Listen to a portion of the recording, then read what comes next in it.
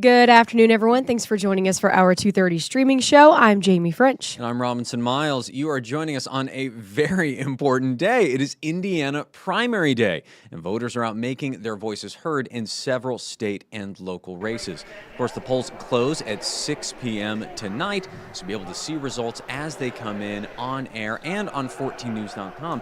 We do even have a look at that right now, the way things look right now, just our standard homepage. But of course, we do have this banner going now. You can click into that, see things broken down in even more detail. As we mentioned, there is a range of races that we are going to be monitoring here today. So this is kind of a good hub to keep in mind if you want to stay on top of all that information. Of course, several key races will be scrolling on the homepage, but we can follow all of them here. Now, one of today's polling places in Vanderburgh County is at Washington Square Mall. Yeah, that's where Indiana Secretary of State Diego Morales stopped by earlier. He talked to voters and thanked the poll workers for their efforts. Now, this visit was a part of a statewide tour focused on highlighting voter participation and supporting local election officials. Voting for me is so personal. Most people know I am a naturalized citizen myself. And for me and my family, the right to vote is a privilege. It's an honor. And that's kind of what I'm trying to tell our fellow Hoosiers all across the 92 counties. Get out there and vote. And that is why this past 3 years and a half, my top priority has been to increase voter turnout and voter participation. Now, we will have more on Decision 2026 coverage tonight on 14 News, including out of Kentucky, where the primary there is just 2 weeks away. All right. Now, moving elsewhere, because there are some non-election related things going on. Doesn't always feel that way, but it's true. Now to a safety alert involving some popular potato chips. Utz is recalling some varieties of its Zaps and Dirty potato chips because they might contain salmonella. They say the seasoning powder contains dried milk that could be infected. Yeah, the flavors affected include the Bayou Black and Ranch, Big Cheesy, Sour Cream and Onion, and the Maui Onion. They were sold nationwide. Utz is asking for anyone who may have purchased those chips to just throw them away. Kind of a bummer because those are delicious. But, gotta be careful. Yeah, can't be too careful, sadly. Now, some of you this morning may have seen a house driving by if you were in Cannleton. A crane was used to move a Habitat for Humanity home built with help from Perry Central High School's Commodore construction class. It took about an hour to get the home to its permanent foundation on North 5th Street. Yeah, Leslie Chapman was there for this year's big move. She spoke with students and the home's new owner. She's going to have those reports tonight on 14 News. Very exciting. Now, of course, beyond the primary elections we're keeping our eye on, people are a bit focused on all the rain that we had going in today and the much cooler day. So we're going to go ahead and just get out of your way, hand it over to someone who knows a lot more about that than we do. But of course, as we mentioned, there is a lot happening today. So be sure to circle back for 14 News at 4, 5, 6, and 10. All right, don't go anywhere. Meteorologist Arden Greger will have your forecast right after the break.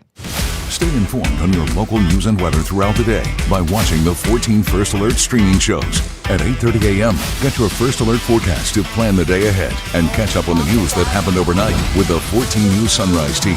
In the afternoon, get the latest headlines, forecasts, and a preview of the stories we're working on with the 14 First Alert streaming show at 2:30.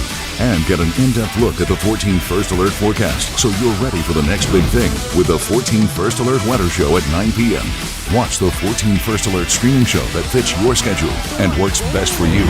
Streaming on your phone by downloading the 14 News app and the 14 First Alert weather app. On your smart TV by using the 14 News streaming app. And stream anytime on Facebook, YouTube, or on 14news.com. Stay connected and stay informed by watching the 14 First Alert streaming shows on your favorite streaming devices.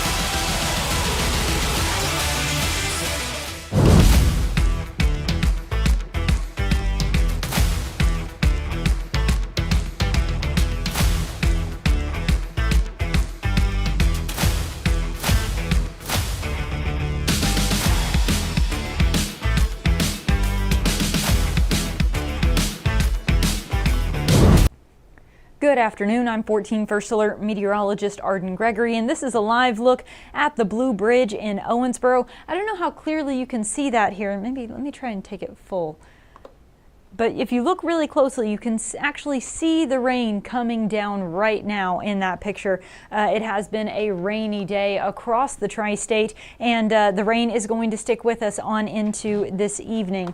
So there's that live look at Owensboro. Like I said, let's see if we can get this to move forward. Here we go. So cool, rainy today. It's possible we'll get a few rumbles of thunder, but really looks like the chance of severe weather is probably going to stay to our south-southwest. Then things start to clear out. The rain moves out on Wednesday, then the clouds move out on Thursday, but both days we hang on to these cooler temperatures. We do warm back up some as we get into the weekend, but we do have more rain possible over Mother's Day weekend as well.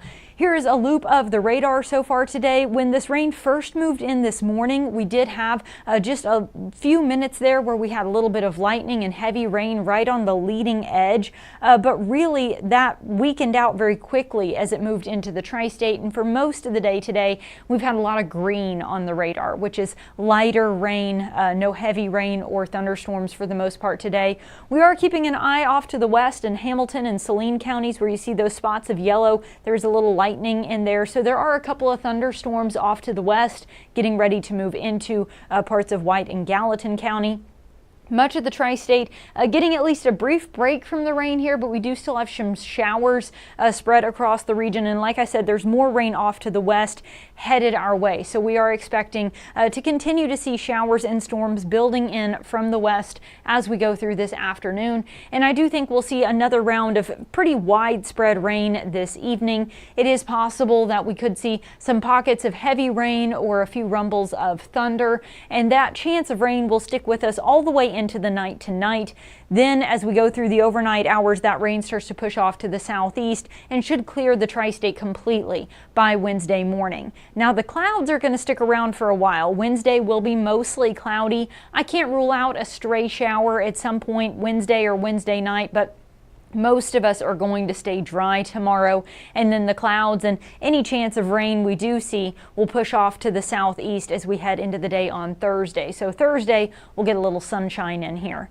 As for our thunderstorm chances, the tri-state outlooked for just general run-of-the-mill thunderstorms. We could see some pockets of heavy rain, maybe some gusty winds, some lightning, but everything should stay sub-severe. So I don't think we'll see any damage or anything like that.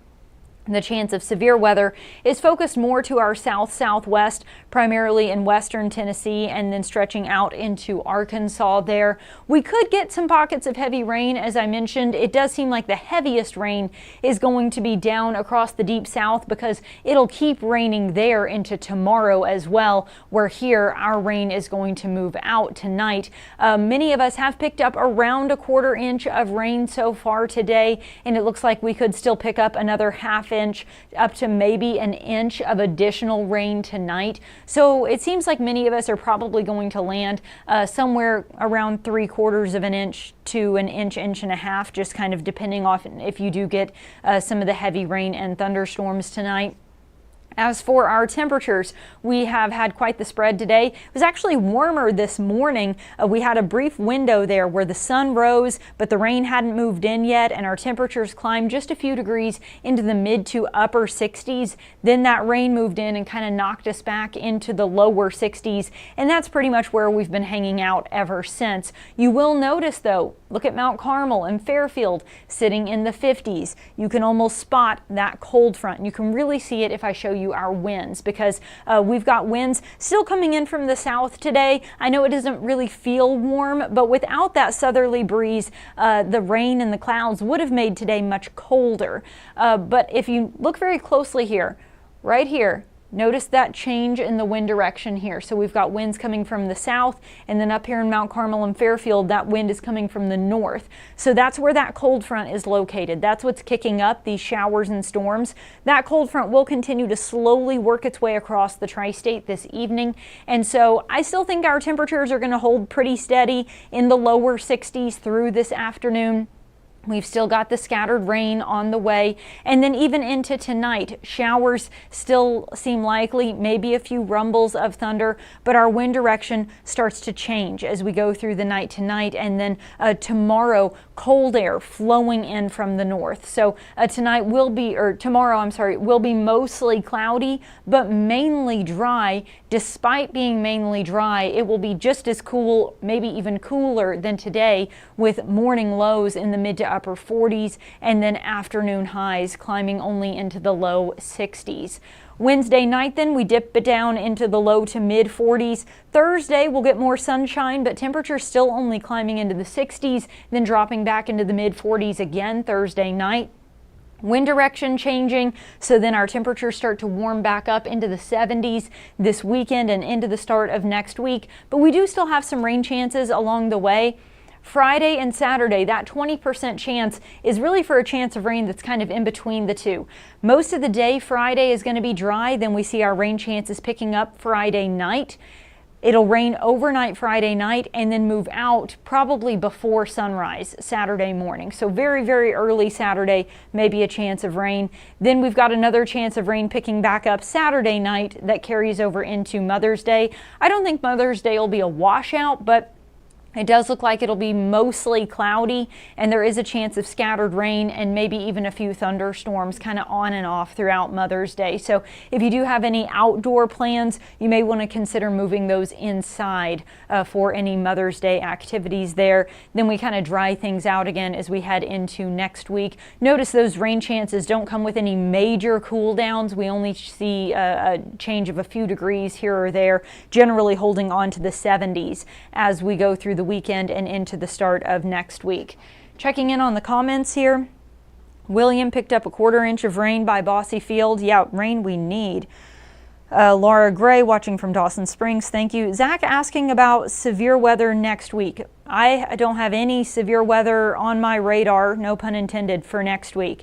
I don't see any threat of severe weather as we get into next week as of right now, Zach. But obviously if you're talking about like next weekend or something, that's so far away that it would be too early to tell anything for sure. But as of right now, we're not anticipating any severe weather next week. And yeah, Brian, cucumbers getting some much needed rain. Yes, we need the rain. We're only 5 days into the month of May so far, but so far it's been generally pretty cool. Yesterday was kind of the standout. We had that high of 80. We haven't had a whole lot of rain up until today. Today we are changing that up a little bit. I still don't think it'll necessarily be heavy rain. It's an isolated possibility tonight. At last check, and this isn't totally updated, but just last time I checked earlier this afternoon, Evansville had picked up a little less than a 1/4 inch of rain, which does put us at just over a 1/4 inch of rain for the month so far. Still running a deficit though. You would typically see closer to an inch of rain already. The month of May is a time of year where we typically have heavy rain and thunderstorms periodically. So you would typically see quite a bit of rain this time of year. We're also running a deficit on the month. Aside from the storms on Monday, last month, aside from the storms last Monday, I should say, last month was really pretty dry, and really the whole second half of March was pretty dry. January and February were both below average, so it's just been kind of a dry year. Our average temperature, despite that 80 yesterday, is running significantly below average so far this May, which is kind of interesting considering we just came off the record-setting warmest April we have ever had. So we seem to be kind of turning a new leaf here heading into May. We talked a lot about how much we need that rain. That is certainly the case. We're not the only ones that need rain. They are dealing with severe to extreme widespread drought out west and across the southeast. Lots of wildfires, water shortages, farmers struggling, all kinds of things with that drought. We're on kind of the northern edge of that drought that spread across the southeast. As you get into western Kentucky, moderate, severe, and even extreme drought starts to take over, whereas Illinois and Indiana are in abnormally dry conditions, which is kind of a precursor to drought. So we do need this rain. It's bad news though if you're hoping to mow your grass today. That is not happening. It's not a good day for yard work. Just stay inside and read a book. You can mow the grass tomorrow. It'll still be there. Thursday and Friday is where it really starts to get good though. We get a little more sunshine, start to warm up a little more. Tomorrow is still going to be pretty chilly with highs only reaching the low 60s and lows in the 40s. Our normal highs for this time of year would be in the low to mid 70s, just to give some perspective here. So it is still going to be pretty cool through the next couple of days, even though the rain's going to move out. Then we get warming up kind of into that normal range as we get into Friday, Saturday, Sunday, and into the start of next week. The extended outlook beyond that does show a trend back toward above average precipitation for the middle and end of next week, so we may have a little more rain on the way. The temperature outlook shows near to slightly above average temperatures though, so we're looking at 70s, maybe even some more 80s as we head toward the second half of next week. But again, that's not an exact forecast, just a general outlook that as we get beyond Tuesday, so Wednesday through next weekend, it does seem like we may have another warm up and some more rain chances on the way as well. But again, it's too early to talk details. So there's one more look at your 7-day forecast. Again, that rain tapering off tonight. Tomorrow will still be mostly cloudy and pretty cool out there. We'll spend most of the day tomorrow in the 50s. Thursday, we start to get some sunshine, warms us up a few more degrees, and then we're back into the 70s, which is really where we should be this time of year from Friday through the start of next week, with some rain overnight Friday night, and then more rain starting Saturday night and continuing into Mother's Day. But as of right now, not on alert for severe weather with any of that. All right. Yes, Shannon, much needed rain. I agree. If there are no other questions, I'm going to go ahead and wrap this up. Chief Meteorologist Jeff Lyons will have an updated look at your forecast on 14 News tonight at 4, 5, 6, and 10, and he'll do another streaming show here tonight at 9. And obviously our news team will have all of the latest headlines, including coverage of those Indiana primary races. So I hope you'll join us for 14 News later tonight. All right, everybody stay dry and have a good rest of your day.